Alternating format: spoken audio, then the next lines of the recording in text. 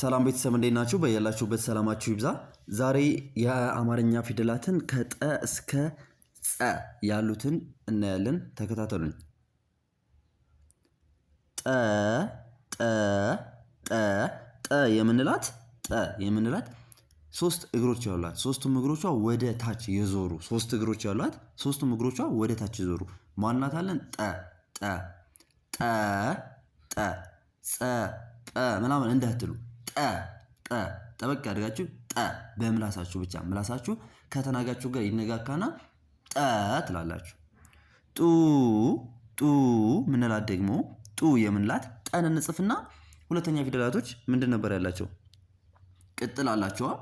ወደ ቀኝ በኩል ቅጥል አላቸው እዚህ ጋር ማለት ነው። ጡ ጡ የምንላት እዚህ ጋር ቅጥል አላት። እዚህ ጋር ቅጥል አላት። ጡ እንላታለን። ጢ ጢ የምንላት ደግሞ ጢ የምንላት ሶስተኛ ፊደል ናት። እግሯ ላይ ጫማ አላት። ወደ ቀኝ በኩል ባለው እግሯ ጫማ አላት። ማንላታለን? ጢ እንላታለን። ጢ ሶስተኛ ፊደል ማለት ነው። ጢ ጣ ጣ ጣ ጣ የምንላት አራተኛ ፊደል ጣ ጣ እስቲ ጣ በሉ።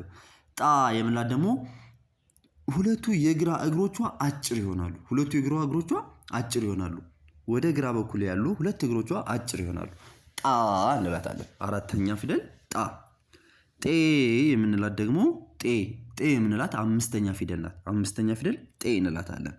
ጤ የምንላት ደግሞ ሁሉም አምስተኛ ፊደላቶች ምን አላቸው? ቀለበት አላቸው። ሁሉም አምስተኛ ፊደላቶች ቀለበት አላቸው ማለት ነው። ወደ ቀኝ በኩል ባለው እግራቸው ሁሉም አምስተኛ ፊደላቶች የጋራ የሆነ ባህሪ፣ የጋራ የሆነ ጸባይ አላቸው። በግራ በኩል ከታች ከእግራቸው ላይ በብዛት ቀለበት ያላቸው ከሆኑ አምስተኛ ፊደል ናቸው። ጤ ጥ ጥ ጥ የምንላት ደግሞ ከውስጥ በኩል የተጣመመ ነገር አላታ። ከውስጥ በኩል ዝግዛግ የሆነ ነገር አላት። ከዚህ ጋር ይታያችኋል።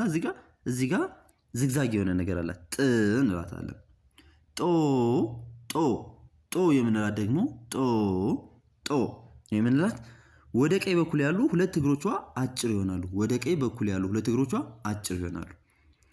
ጧ ጧ ጧ የምንላት ደግሞ ውስብስብ ሆህያት እንላታለን። ጧ ምንላት እዚህ ጋር ውስብስብ ሆህያት ወይም ደግሞ ዲቃላ ሆሄ እንላታለን። ዲቃላ ሆሄ ወይም ውስብስብ ሆህያት።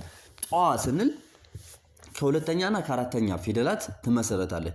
ጡ ጧ ጡዋ ጡዋ ነው የምንለው። ጡዋ ጡዋ ከሁለተኛና ከአራተኛ ፊደል ጡዋ ጧ ጧ እንላታለን። ይቺ ማን እንላታለን? ውስብስብ ፊደላት ወይም ደግሞ ዲቃላ ሆሄ እንላታለን ማለት ነው።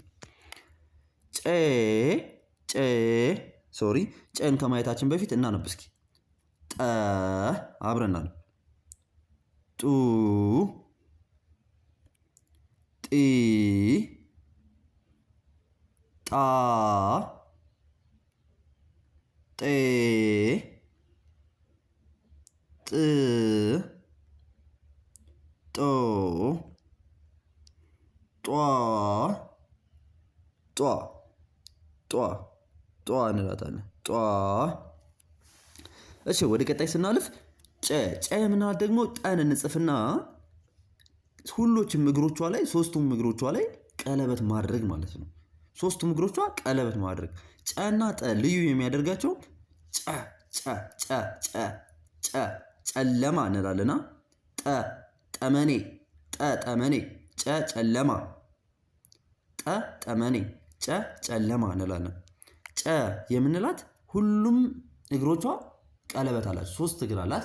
ልክ እንደ ጠ ቀለበት አላት። ከጠጋ የምትለያየው ጨ የምንላት ቀለበት በመኖሯ ነው ማለት ነው። ጨ ጨ ጨ ጩ ጩ ጩ ጩ ያልና ደግሞ ልክ እንደ ጡ ቅጥል አላት። ጡና ጩ ልዩ የሚያደርጋቸው ጩ ቀለበት በመኖሯ ነው እንጂ ቅጥሏ ምናምን ተመሳሳይ ናቸው ማለት ነው። ጪ ጪ ጪ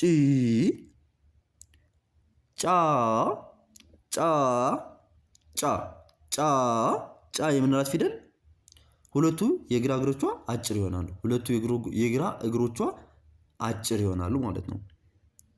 ጬ ጬ ጬ ጬ ጬ ጬ የምንላት ደግሞ ቀለበት አላት። አራተኛ ቀለበት ይኖራታል። አራተኛ ቀለበት የሚኖራት ከፊደላት ሁሉ ማናት ብትባሉ ጬ አምስተኛ ፊደላት ጬ እንላታለን ማለት ነው። ጭ ጭ ጭ ጥን ነው ትመስለው። ከቀለበቷ ውጪ ጥን ትመስላለች ጭ ማለት ነው።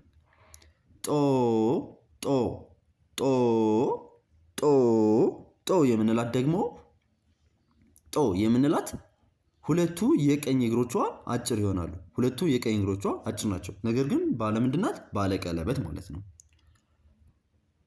ጧ ጧ ጧ ጧ የምንላት ዲቃላ ሆሄያት እናታታለን። ጧ የምንላት ምን አላት? የቀኝ እግሯ ላይ መቆሚያ አላት። መቆሚያ አግድም የሆነ ነገር መቆሚያ አላት። ቧ ሏ ሷ ሯ ሟ ቋ ጧ ጿ ምንላቸው ፊደላቶች ውስብስብ ሆሄያት ይባላሉ። ሁሉም ውስብስብ ሆሄያቶች ወደ ቀኝ በኩል ባለው እግራቸው ላይ መቆሚያ ይደረግላቸዋል። ወደ ቀኝ በኩል ባለው እግራቸው ላይ መቆሚያ ይደረግላቸዋል። ወደ ቀኝ በኩል ባለው እግራቸው መቆሚያ ከተደረገላቸው ዲቃላ ሆሄያት ወይም ውስብስብ ሆሄ ይባላሉ ማለት ነው። አብረን እናነብ እስኪ። ጨ ጨ ጩ ጩ ጪ ጪ ጫ ጫ ጬ ጬ ጭ ጭ ጮ ጮ ጯ ጯ ጯ። በጣም ጥሩ። ወደ ቀጣይ ስንሄድ ደግሞ ጰ ጰ እስቲ ጰ በሉ። ብዙን ጊዜ ጰ ለማለት እንቸገራለን። ስንቸገር እንታያለን። ነገር ግን በጣም ቀላል ነው። በምን አይነት መንገድ እንይዛቸዋለን? በጣም በቀላል በሆነ ወይ እንይዛቸዋለን ማለት ነው። ጰ ምንላት ጸ ከምንላት ላይ እንጽፍና ከላይ ከጭንቅላቷ ላይ ቅጥል እናደርግባታለን። የት ጋር? እዚህ ጋር ይታያል። ይችን እዚህ ጋር ያለችዋን ቅጥል እናደርግባታለን። እዚህ ጋር ያላትን ጭንቅላቷ ላይ ቅጥል እናደርግባታለን። ማን አልናት? ይችን ጰ አልናት ማለት ነው። ጰ እንላታለን። ጰ ጱ የምንላት ደግሞ ቅጥል ይኖራታል። ሁለተኛ ፊደላቶች ቅጥል አላቸዋ። ወደ ቀኝ በኩል አለው እግራቸው ላይ ቅጥል ይኖራል። ጡ እንላለን። ጲ የምንላት ደግሞ እግሯ ላይ ጀላፍ አላታ። ጫማ ነገር ወይም ጀላፋ የሚመስል ነገር አላት። ይችን ማን እንላታለን? ጲ በከንፈራችን ጲ። ጳ የምንላት ደግሞ የምንላት ወደ ግራ በኩል ያለው እግሯ አጭር ይሆናል ማለት ነው። ወደ ግራ በኩል ያለው እግሯ አጭር ይሆናል። እዚህ ጋር ይታያቸዋል። እዚህ ጋር ያለው እግሯ አጭር ይሆናል ማለት ነው። ወደ ግራ በኩል ያለው እግሯ አጭር ይሆናል። ጴ የምንላት ደግሞ ቀለበት ይኖራታል። አምስተኛ ፊደላቶች ባለምናቸው ነበር ያለ? ባለ ቀለበት ናቸው። ጴ የምንላት ቀለበት ይኖራታል ማለት ነው። ጵ የምንላት ደግሞ ቅጥል ይኖራታል። የምን ላይ? ከላይ ከቀለበቷ ላይ ከላይ ቀለበት ወይም ጭንቅላት የሚመስል ነገር አላታ። ከጭንቅላቷ ላይ ምን ይኖራታል? ቅጥል ይኖራታል። ጵ እንላታለን። ፑና ጵ ልዩነታቸው ምንድን ነው? ፑ ከታች ከእግሯ ላይ ነው አይደለ? ቅጥሉ ከታች ከእግሯ ላይ ነው። ከእግሯ ላይ ማለት ነው። ጵ ደግሞ ቅጥሉ ምን ላይ ይሆናል? ጭንቅላቷ ላይ ከላይ ማለት ነው። የሆነ ቀለበታዊ መስሎ ላይ ነው ቅጥል የሚሆነው። ጵ ስድስተኛ ፊደላት ማለት ነው።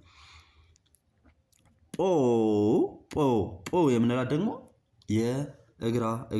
የቀኝ እግሯ ቅጥል ይኖረዋል ማለት ነው። የቀኝ እግሯ አጭር ይሆናል። ቅጥል ሳይሆን አጭር ይሆናል። የቀኝ እግሯ ቅጥል ይኖረዋል። የቀኝ እግሯ ቅጥል ይኖረዋል ማለት ነው። የቀኝ እግሯ አጭር ይሆናል። ስለዚህ ማን እንላታለን? ጶ እንላታለን። ጧ ምንላት? ምንላት? ታች ላይ እግሯ ላይ ምን አላት? መቆሚያ አላት። ውስብስብ ሆሄያት ወይም ዲቃላ ሆሄያት የሚባሉት ታች ላይ እግራቸው ላይ ምን አላቸው? መቆሚያ አላቸው። ይቀጠልላቸውና መቆሚያ አግድም ነገር ይደረግባቸዋል። የሚመሰረቱት ከሁለተኛና ከአራተኛ ፊደል ነው። ሁለተኛ ፊደል ማን ነበረች? ጡ ናት አይደል? አራተኛ ፊደልስ? ጧ ናት አይደለ? ጧ ነው የምንላት። ጧ ሰማችኋ? ጵዋ ስንላት ጵዋ ካልነ ከሁለተኛና ከአራተኛ ፊደላት ከነዚህ ምልክት ካደረግኩባቸው ከሁለቱ ፊደላቶች ማለት ነው ይመሰረታሉ። ከጯ ስንል ደግሞ ከሁለተኛና ከአራተኛ ፊደላቶች ምልክት ካሁን ካደረግኩባቸው ማለት ነው። እሺ ጧ ስንል ደግሞ ከሁለተኛና ከአራተኛ ፊደላት ሁሉም ዲቃላ ሆሄያት የሚመሰረቱት ከምንድን ነው ብያችኋለሁ? ከሁለተኛና ከአራተኛ አሁን በቀይ ከለር ምልክት ያደረኩባቸው ይታያሉ። ከነሱ ይመሰረታሉ።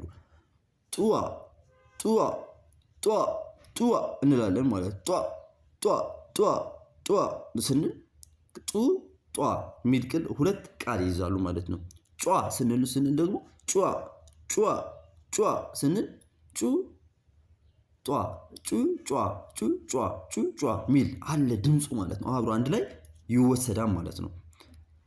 በቀጣይ ስለ ውስብስብ ሆሄያት በደንብ አድርገን እንሰራባቸዋለን። ውስብስብ ሆሄያት እንዴት እናነባለን በሚለው በደንብ አድርገን እንዴት እንደሚነበቡ እንዴት እንደሚጻፉ እንሰራባቸዋለን ማለት ነው። ስለ ውስብስብ ሆሄያት የራሱን የሆነ አንድ ቪዲዮ ይሰራበታል። እሺ እስቲ ጰን እናነብ። ጰ ጱ ጲ ጳ ጴ ጵ ጶ ጳ ጳ። ኦኬ ወደ ቀጣይ ስንሄድ ደግሞ ጸ እንላታለን። ጸሎቱ ጸ ትባላለች። ይቺ ጸሎቱ ጸ ትባላለች።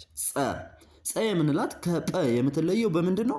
ጰ ከላይ ምን አላት? እስኪ እዚህ ጋር ጭንቅላቷ ላይ ቅጥል ነገር አላት። የተቀጠለችው ነገር አላት ማለት ነው። ጸ ደግሞ ከላይ ከጭንቅላቷ ላይ ምንም አይነት ቅጥል የላትም። ትታያለች። ምንም አይነት ቅጥል የላትም ማለት ነው። ጸ እንላታለን። ጹ የምንላት ልክ እንደ ሁሉም ፊደላቶች ወደ ቀኝ በኩል ካላቸው እግራቸው ላይ ቅጥል ይኖራቸዋል። ጺ ስንል ደግሞ ወደ ግራ በኩል ባለው እግሯ ጫማ ነገር ወይም ጀላፋ ነገር ይኖራቸዋል ማለት ነው። ጻ ስንል ደግሞ ምን ይኖራታል? እስኪ ጻ ወደ ቀኝ ወደ ግራ በኩል ያለው እግሯ አጭር ይሆናል። ወደ ግራ በኩል ካለው እግሯ አጭር ይሆናል ማለት ነው። ጼ ስንል ደግሞ ቀለበት ይኖራታል። ለምን? አምስተኛ ፊደላቶች ሁሉም አምስተኛ ፊደላቶች ቀለበት አላቸው ብለናል አይደል? ሁሉ የሚባል ደረጃ ስንደርስ ምንደርስበት ሁሉ ማለት እንችላለን ቀለበት አላቸው። ጽ ስንል ደግሞ ከላይ ከጭንቅላቷ ላይ ቅጥል ይኖራታል። ጹና ጽ እናያቸው። እዚህ ጋር እናያቸው በደንብ አድርገን ጹና ጽ ሊያምታታን አይገባም ማለት ነው።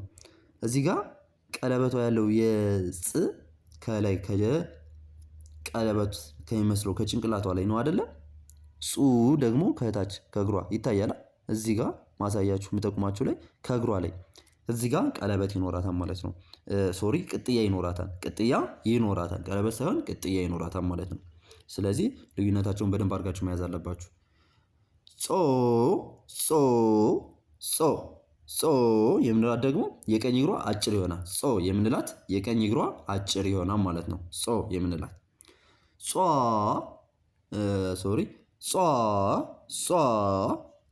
የምንላት ደግሞ ታች ላይ መቀመጫ አላት ማለት ነው። መቀመጫ አግድም ነገር መቀመጫ የቀኝ እግሯ ላይ ይደረግባታል።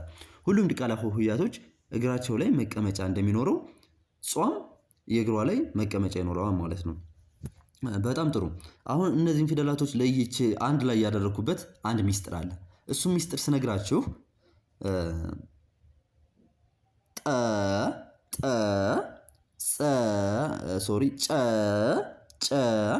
ጠና ጨ ተመሳሳይ ነው አይደል የሚመስሉት?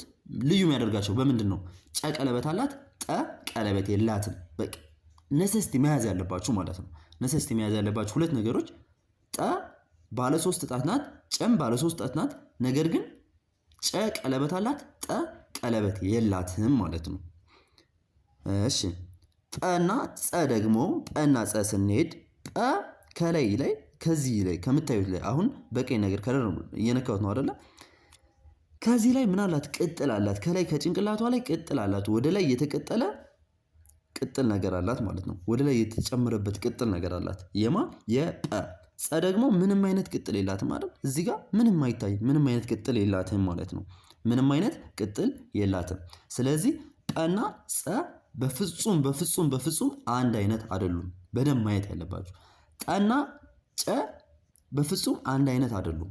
በትክክል ማየት ያለብንና ማንበብ ያለብን ማለት ነው። ብዙ ጊዜ ይቀራረቡብናል፣ የተመሳሰሉ ይመስለናል። ነገር ግን አንድ አይነት አይደሉም። አብራችሁን ስለቆያችሁ ከልብ አመሰግናለሁ። በውስጥ መስመር መማር የምትፈልጉ በ0927 15 51 29 በኢሞ በቴሌግራም እንዲሁም በዋትሳፕ ደውሉልን። በሳምንት 5 ቀን በቀን 1 ሰዓት ትምህርት እየሰጠን እንገኛለን። አብራችሁን ስለቆያችሁ ከልብ እናመሰግናለሁ። መልካም ጊዜ ተመኘሁ።